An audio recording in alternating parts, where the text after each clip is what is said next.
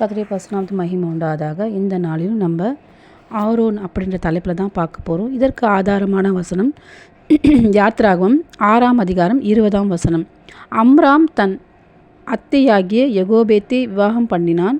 அவள் அவனுக்கு ஆரோனையும் மோசேயும் பெற்றாள். இந்த ஆரோன் யார் பார்த்திங்கன்னா, லேவி கோத்திரத்தை சேர்ந்தவர். இவருக்கு மோசே அப்படின்ற சகோதரரும் மீரியாம் அப்படின்ற சகோதரியும் இருந்தாங்க. அதாவது மோசேயோட இவர் மூத்தவர், 3 வயது மூத்தவர். இவருடைய மனைவி யாருன்னு பார்த்தீங்கன்னா, அமினதாபின் மகள் எலிசபால். இவருக்கு மொத்தம் 4 குமாரர்கள் இருந்தாங்க. Nadab, Abihu, Eliezer, Ithamar. மொத்தம் 4 குமாரர்கள் இவருக்கு இருந்தாங்க. ஆரோன் மோசையோட தேவ ஊழியத்தை செய்ய அவர் மோசையோட அவர் வந்தார். தேவன் மோசையை இஸ்ரவேல் ஜனங்களை எகிப்திலேருந்து விடுதலையாக்கும்படியாக அவர் என்ன பண்ணுறாரு, மோசையை தேவன் அழைக்கும் பொழுது மோசே என்ன சொல்கிறான்னா, எனக்கு திக்கு வாயு மந்த நாவு உள்ளவன், அதனால் நான் போயிட்டு பார்வோன்கிட்ட எப்படி ஜனங்களை விடுதலையாக்கணும் அப்படின்னு சொல்ல முடியும் அப்படின்னு சொன்ன உடனே தேவன் என்ன பண்ணுறாரு, அவருடைய சகோதரனாகிய ஆரோனை என்ன பண்ணுறாரு, மோசையோட அவர் அனுப்பி வச்சு மோசேக்கு வாயா அவர் பேசும்படி தேவன் ஆரோனை நியமித்தார். அப்போ இஸ்ரவேல் எகிப்திலேருந்து விடுதலை ஆனதுக்கு அப்புறமா ஆரோன் ஜனங்களோட வனாந்திரத்தில் அவர் என்ன பண்ணுறாரு, பிரயாணம் பண்ணுறாரு. ஆரோன் பிரதான ஆசாரியரில் முதல் பிரதான ஆசாரியனாக அவர் நியமிக்கப்பட்டார். யாராலனா தேவனால் அவர் நியமிக்கப்பட்டார். ஆரோனையும் அவர் சந்ததியாரையும் தேவன் என்ன பண்ணார்னா ஆசாரியர்களாக அவர் என்ன பண்ணார், தேர்ந்தெடுத்தார். சனி முடிச்ச நாயங்க இப்போ தான் கர்த்தருடைய பரிசுத்த மகிமை உண்டாவதாக. இந்த நாளிலும் நம்ம ஆரோன் அப்படின்ற தலைப்பில் தான் இன்றைக்கி பார்க்க போகிறோம். இதற்கு ஆதாரமான வசனம் யாத்ராகமம் 6ஆம் அதிகாரம் 20ஆம் வசனம். அம்ராம் தன் அத்தையாகிய யெகோபேத்தை விவாகம் பண்ணினான். அவள் அவனுக்கு ஆரோனையும் மோசையும் பெற்றாள். இந்த ஆரோன் யாருன்னு பார்த்தீங்கன்னா, லேவி கோத்திரத்தை சேர்ந்தவர். இவருக்கு ஒரு சகோதரர், அதாவது மோசேன்ற சகோதரரும் மீரியாம் அப்படின்ற சகோதரியும் இருந்தாங்க. இந்த ஆரோன் மோசேயோட 3 வயது மூத்தவர். இவருடைய மனைவி யாருன்னு பார்த்தீங்கன்னா, அமினதாபின் மகள் எலிசபால். இவருக்கு மொத்தம் 4 குமாரர்கள். Nadab, Abihu, Eliezer, Ithamar. இவருக்கு மொத்தம் 4 குமாரர்கள் இருந்தாங்க. ஆரோனுடைய வாழ்க்கையில் மோசையோட அவர் தேவ ஊழியத்தை செய்யும்படி அவர் தேவனால் நியமிக்கப்பட்டார். தேவன் மோசே எகிப்திலேருந்து இஸ்ரவேலை விடுதலையாக்க அவர் என்ன பண்ணுறாரு, மோசையை அழைத்த போது மோசே என்ன சொல்லுவார்னா, எனக்கு திக்கு வாயு மந்த நாவு உள்ளவன், நான் எப்படி போய் பார்வோன் கிட்ட போய் பேசி இஸ்ரவேல் ஜனங்களை விடுதலையாக்க முடியும் அப்படின்னு சொல்லும்பொழுது தேவன் என்ன பண்ணுறாரு, உடனே சகோதரனாகி ஆரோனை மோசையோட கூட அனுப்பி மோசேயின் வாயா அவர் பேசும்படி ஆரோனை அவர் நியமித்தார். இஸ்ரவேல் எகிப்திலேருந்து விடுதலையானதுக்கப்புறமா ஆரோன் ஜனங்களோட வனாந்திரத்தில் அவரும் என்ன பண்ணார், பிரயாணம் பண்ணார்.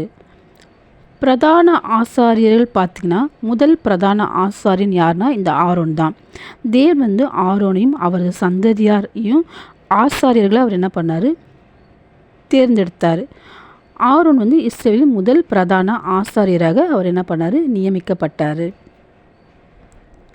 இவர் ஆசாரியராக நியமிக்கப்படுறதுக்கு முன்னாடி என்ன ஆகுதுன்னா, தேவன் ஆசாரியருக்குரிய தேர்வை நடத்துகிறார். என்னென்னா, இந்த ஆசாரிய ஊழியத்தை செய்யும்படியாக ஒரு மனுஷனை ஏற்படுத்தணும் அப்படின்றதுக்காக தேவன் என்ன பண்ணுறாருன்னா, அதாவது 12 கோத்திரங்கள் இருக்கு இல்லையா, அந்த 12 கோத்திரங்களையும் பேர் எழுதி ஒரு குச்சியில் 12 கோத்திரத்துங்கள் பேர் எழுதி தேவனுடைய உடன்படிக்கை பெட்டி முன்னாடி என்ன பண்ணணும், நைட்டு முழுக்க வைக்கும்படி சொல்கிறார். ஆனால் இது என்ன ஆகுதுன்னா, இதுக்கு முன்னாடி மோசே ஆரோனை தலைமையாக ஏற்படுத்த இருப்பார்.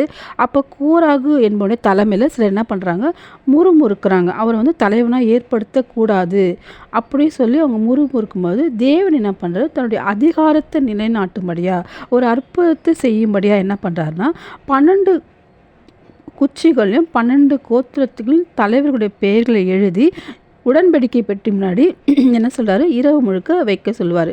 அப்போ இரவு முழுக்க அந்த 12 கோத்திரங்களில் 12 கோத்திரங்களின் பெயர்கள் எழுதப்பட்ட குச்சி உடன்படிக்கை பெட்டி முன்னாடி வைப்பாங்க.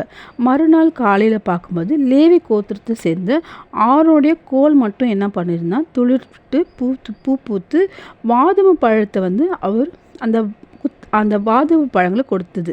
அப்போ மற்ற கோள்கள்லாம் பார்த்திங்கன்னா காஞ்ச குச்சியாகவே இருந்தது. அப்போது இதோடைய முக்கியத்துவம் என்ன பார்த்திங்கன்னா, தேவன் ஆரோனை தலைவனாக பிரதான ஆசாரியாக தேர்ந்தெடுத்தார் அப்படின்றது இந்த விஷயம் உறுதிப்படுத்தப்பட்டது. இப்போ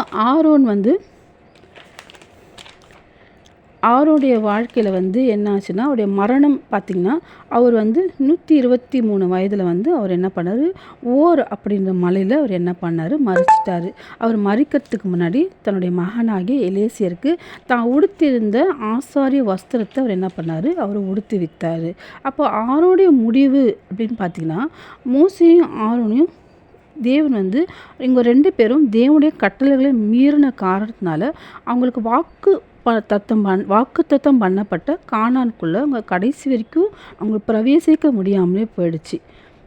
அப்போ அவருடைய வாழ்க்கையில் நம்ம கற்றுக்கொள்ள வேண்டிய பாடங்கள்னு பார்த்திங்கன்னா, தேவன் சாதாரண மனுஷர்களையும் என்ன பண்ணுறாருன்னா பெரிய ஊழியத்தில் அவர் பயன்படுத்துகிறாரு. அப்போ கீழ்ப்படுதல் ரொம்ப முக்கியமான ஒரு விஷயம். தலைவர்கள் தப்பு செய்யலாம், ஆனால் மனம் திரும்புதல் மற்றும் தேவ ஊழியம் அப்படின்னு பார்த்திங்கன்னா ரொம்ப முக்கியமான ஒரு விஷயமாக காணப்பட்டுச்சு. அப்போது ஆரோன் தேவனால் தேர்ந்தெடுக்கப்பட்ட ஒரு பிரதான ஆசாரியர்.